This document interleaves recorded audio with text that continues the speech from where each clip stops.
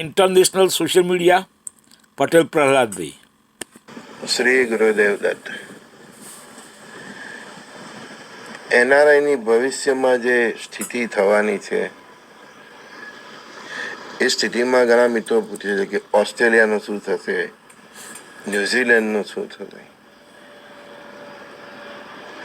એમની એ જ ગતિ થશે જે દિશામાં નાટો અને અમેરિકા જઈ રહેલા છે. જો એ લોકો પણ એ જ દિશા પર રહે તો એમની પણ એ જ ગતિ થશે. બીજી વસ્તુ કે સદીનો સૌથી મોટા જળ પ્રલયના સમયમાં આપણે અત્યારે છે, એટલે કે જળ તત્વ એક્ટિવ છે. હવે એ જળ તત્વના એક્ટિવ થવાથી સમુદ્ર અને નદીઓને કારણે, પહાડોને કારણે અને અતિ વરસાદને કારણે જ્યારે સમુદ્ર અને નદીઓ એની મર્યાદા તોડશે ત્યારે દરેક રાષ્ટ્ર, એની પ્રજા, એમના કર્મો પ્રમાણે એ બધા દેશોની ગતિ થશે.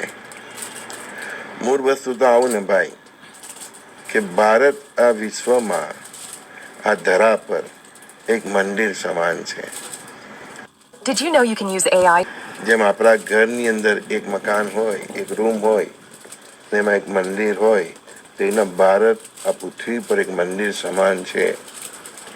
અને આ મંદિરમાં, આ મંદિરની પવિત્રતા, અહીંની પ્રજાઓની પવિત્રતા સાથે જેટલી આ અંગ્રેજ પ્રજા અને મુગલોએ જે કંઈ પણ અત્યાચાર કર્યો છે છેલ્લા 600-700 વર્ષમાં કે 800 વર્ષમાં, પહેલાં મુગલોનું રાજ હતું, પછી અંગ્રેજોનું રાજ હતું, એ બધાના જ કર્મના હિસાબ પાકી ગયા છે. અને એ બધા કર્મો પ્રમાણે આ યુરોપ, અમેરિકા, એની સાથે જોડાયેલી આખી જે સાયકલ છે તે, આ મુગલો અને એની સાથે જોડાયેલી મિડલ ઇસ્ટથી લઈને પાકિસ્તાન, અફઘાનિસ્તાન સુધીની જોડાયેલું છે તે, જે કંઈ પણ રાષ્ટ્રો આ સાયકલમાં જોડાયેલા છે એ દરેકને એના કર્મનું ફળ ભોગવવાનો સમય 2020થી શરૂઆત થઈ ગઈ છે અને 2025થી એ એના ફાઇનલ સ્ટેજ તરફ જશે. બરાબર? સિદ્ધ પુરુષ હોય, સંતો હોય કે અવધૂતો હોય, ભગવાનને રજે રજનું ન પૂછી શકે કે ક્યાં કેટલું નુકસાન થશે. અને બધું જાણતા હોવા છતાં પણ એમની પણ એક મર્યાદા હોય છે. પરમાત્મા આપણને એક સ્ક્રિપ્ટ આપતા હોય છે, તો એક સ્ક્રિપ્ટ પ્રમાણે મેં તમને ખાલી આટલો ઈશારો કર્યો ભાઈ.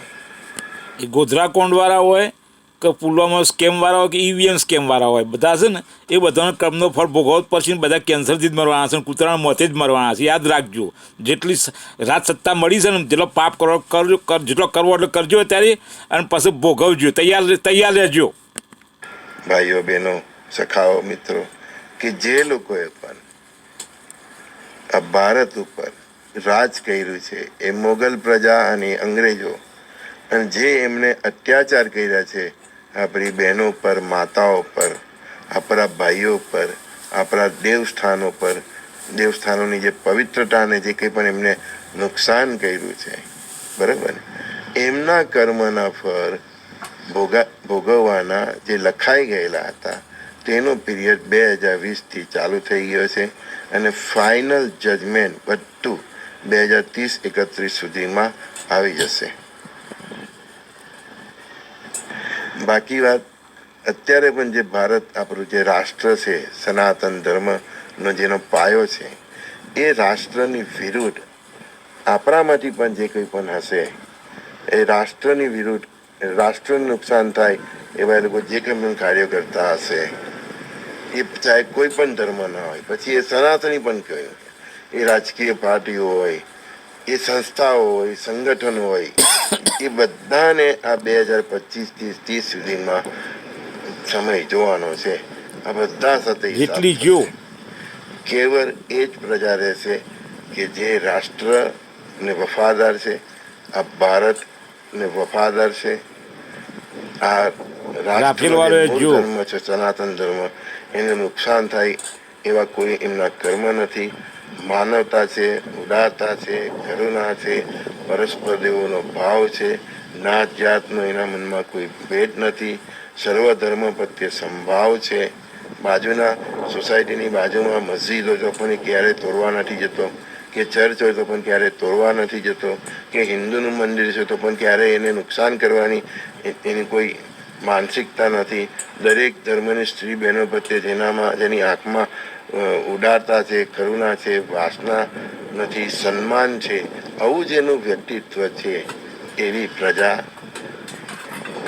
એવા પરિવાર, એવા કુટુંબો, એવા વ્યક્તિને કોઈ નુકસાન થવાનું નથી. પછી ભગવાનનું નામ ઓછું લેતું હોય કે વધારે લેતું હોય. બાકી રહે તો આપણે સતયુગમાં એન્ટ્રી મારવાના છે ભાઈ. તો એન્ટ્રી મારવાનું તો સતયુગ જેવું આપણું હવે કલ્ચર, આપણે ચરિત્ર બનાવી રહ્યું છે. સતયુગ જેવું જે કંઈ પણ 1000 વર્ષ પૃથ્વી પર આવી રહેલા છે એમાં 100 વર્ષ ભારતનો ગોલ્ડન પીરિયડ છે. 80 થી 100 વર્ષનો. જેટલું ગુરુદેવ સાથે સત્સંગમાં મને ધ્યાન છે, એટલી એમની પ્રેરણાથી ધ્યાન છે. તો એ 80 થી 100 વર્ષનો ગોલ્ડન પીરિયડ તમે નહીં, તમારી ભાવિ પેઢીઓ પણ ત્યારે જ જોશે કે જ્યારે તમારું કલ્ચર હશે, તમારું ચરિત્ર હશે, તમારામાં કરુણા હશે, દયા હશે. મેં જે કંઈ હમણાં કહ્યું એ બધા તમારામાં ગુણો હશે, તો તમારામાંથી એક ગેટ પાસ છે. એવા 10% જ નીકળશે. બાકીનું બધું, બાકી 90% તો કેન્સરમાં જ હું ક્યાં છે તે જોઈ લો. ઈવીએમ સ્કેમ વાળા. આપણે કોઈ જ્યોતિષ નથી, બધું જ્ઞાન છે, ગ્રહોનું, બધું પંચાંગનું. જેટલું જ્યોતિષોનું જ્ઞાન છે એટલું જ જ્ઞાન છે, પણ ગ્રહોના જ્ઞાનની સાથે આધ્યાત્મિકતા જોડાયેલી છે, અને આધ્યાત્મિકતાની સાથે ઋષિ પરંપરા સાથે હું જોડાયેલો છું. તો એના જે વાઇબ્રેશન છે એના આધારે હું કહું છું. બાકી કોઈ જ્યોતિષ કે કોઈ એવો છાતી ઠોકીને દાવો નહીં કરી શકે કે ત્રીજું વિશ્વયુદ્ધ થશે ને આટલા દેશ આમ સાફ થઈ જશે. આ બધું તે જ વ્યક્તિ કહી શકે જે દિવ્ય દ્રષ્ટા છે, જેને 3 કાળનું જ્ઞાન છે. અને એવી વ્યક્તિ ખાલી ઈશારા કરતા હોય છે, અને એવા જ ઈશારા હું તમને કરું છું. બરાબર છે? હા, એવું ખોટું ફેંકાફેંક કરીને હું પ્રજાને ડરાવવાનું નહીં. પ્રજાએ 2 જ માર્ગ પર પસંદ કરવાનો છે. સમય આવી ગયો છે 2025થી. કાં તો તમે પાંડવોની સાથે રહો. કૃષ્ણ ભગવાને ટચલી આંગળી પર ગોવર્ધન પર્વત ઉઠાવ્યો હતો, બરાબર ને? તો તમે પણ એમાં ગુવારોની જેમ ડાંગથી ટેકો આપો. રામની સાથે વાનર સેના હતી, એક નાની એમથી ખિસકોલી પણ એમના સપોર્ટમાં હતી. તો એની જેમ તમે સપોર્ટમાં રહો. દેવ અસુરનું યુદ્ધ હતું તેમ તે સમયે દેવોની સાથે જે રહી હતી. તો મતલબ તમે સત્યની સાથે રહેશો તો તમને ફાયદો થશે. હવે પ્રશ્ન એ છે કે દરેકનું પોતપોતાનું સત્ય અલગ અલગ છે, બરાબર છે? પણ જે સનાતન ધર્મનો સિદ્ધાંત છે એ પ્રમાણે જે સત્ય છે મેં તમને કહ્યું કે છતાં તમને તમારું જે સત્ય લાગે એ પ્રમાણે ચાલજો, બરાબર છે? પરમાત્મા જ તમારો કે મારો હિસાબ કરશે કે તમારું સત્ય સાચું છે કે મારું સત્ય સાચું છે કે ત્રીજી વ્યક્તિનું સત્ય સાચું છે. જેનું સત્ય સાચું હશે તેનો જ હવે પછીના સમયમાં વિજય થવાનો છે. અને એ જ વ્યક્તિ હવે પછીની જે સનાતન ધર્મના ઉત્કૃષ્ટથી જે આખા વિશ્વમાં જે સતયુગની લહેર ફેરવાની છે 1000 વર્ષ સુધી, બરાબર ને? તો એ આપણે જેટલું જીવે ત્યાં સુધી તે જોઈ શકશું. પણ ગુરુદેવના ઈશારા સંકેત પ્રમાણે 1000 વર્ષનો સતયુગ છે. બાકી કલયુગ 5000 પૂરો થઈ જાય છે એ બધી વાત ખોટી છે. કલયુગની અંદર એક આ બ્રેક છે, એમાં 100 વર્ષ ભારતનું ગોલ્ડન પીરિયડ છે, સુવર્ણકાળ છે. અત્યારે તમે અમેરિકાની જે જહાજ ચલાવી જઈ એ કંઈ જ નથી. તમે કોઈ ત્યાં જશો તો પાણી માંગશો તો દૂધ મળશે, સમજ્યા ને? ઓટલો માંગશો તો તમને રહેવા માટે મહેલ મળશે. એ બહુ સરસ થઈ જવાનું છે એમ. પણ આપણે મહાસત્તા બનશું તો અમેરિકા અને યુરોપ જેવી વલ્ગારિટીની હશે. અહીંયા ચરિત્ર હશે, સંસ્કાર હશે, ધર્મ હશે, અને એની સાથે આપણો મતલબ જાહો જલાલી પણ હશે એમ. સમજી ગયા ને? આપણું મહાસત્તા બનશું પણ કલ્ચરની સાથે, ચરિત્રની સાથે બનશું. ક્યારે બનાવે? ઈવીએમ સ્કેમ જાય તો જ. જેમ રામ રાજ્ય કહેવાય એ રીતનું ભાજપના ગુંડો જોઈ તો જ મેળાવો હશે. લોકોનું જીવન પણ બહુ સુખી હશે, મર્યાદા પણ હશે, ચરિત્ર પણ હશે, કરુણા પણ હશે, દયા પણ હશે. અમેરિકા અને યુરોપમાં કેવું એ લોકોને જાઓ જલાલી આવી પણ પછી એની સાથે અશ્લીલતા પણ આવી, એમ વ્યભિચાર પણ આવ્યો, ભ્રષ્ટાચાર પણ આવ્યો. એ બધાથી પર કેટલું બધું corruption છે. મેં ઘણા વર્ષ ઇલેક્શન ફંડનું જેટલી એ કર્યું, ફાઇનાન્સ મિનિસ્ટર જેટલી તો જોયું, કર્મનો ફળ ભોગવતો પણ દેશનું નુકસાન કરતો જો. યુરોપ જેવું કલ્ચર નહીં હશે. અહીંયા સનાતન ધર્મનો ઉદય થશે, એમ સોને કરારી ખુલ્યું હશે ને એનું ઉજાસ એટલું એ હશે કે આખું વિશ્વ એ ઉજાસમાં રંગાઈ જવાનું છે. બરાબર ને? તો બહુ સારા દિવસો આવવાના છે. પણ જે Wait and 5 watch. વર્ષ સંઘર્ષના છે એનો સામનો તમારે કરવાનો છે અને એનો સામનો કરવાની એક જ જડીબુદ્ધિ છે. મહાદેવના ચરણ પકડી લો, હનુમાનજીને પકડી લો, ખૂબ ભક્તિ કરો અને તમારું ચરિત્ર સાચવો. કોઈને નુકસાન થાય એવું કામ નહીં કરો, ચાહે કોઈ પણ ધર્મનું હોય. બરાબર?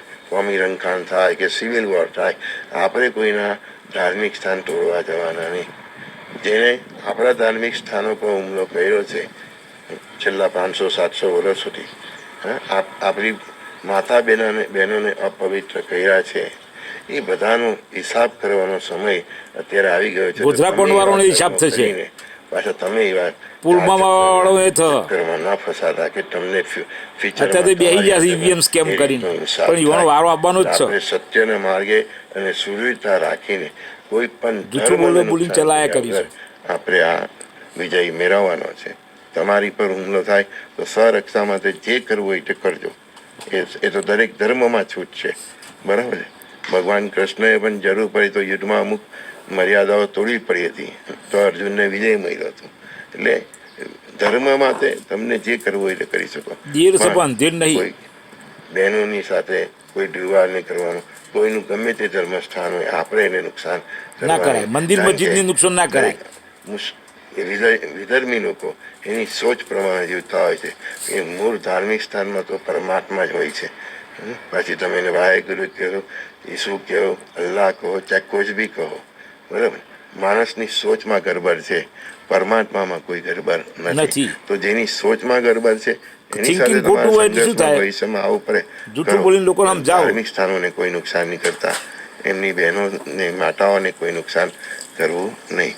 ને આપણે આપણી રીતે પાંડવોની જેમ આપણું ચરિત્ર સાચવીને આ વિજય પ્રાપ્ત કરવાનો છે. ચાલો સર યાર.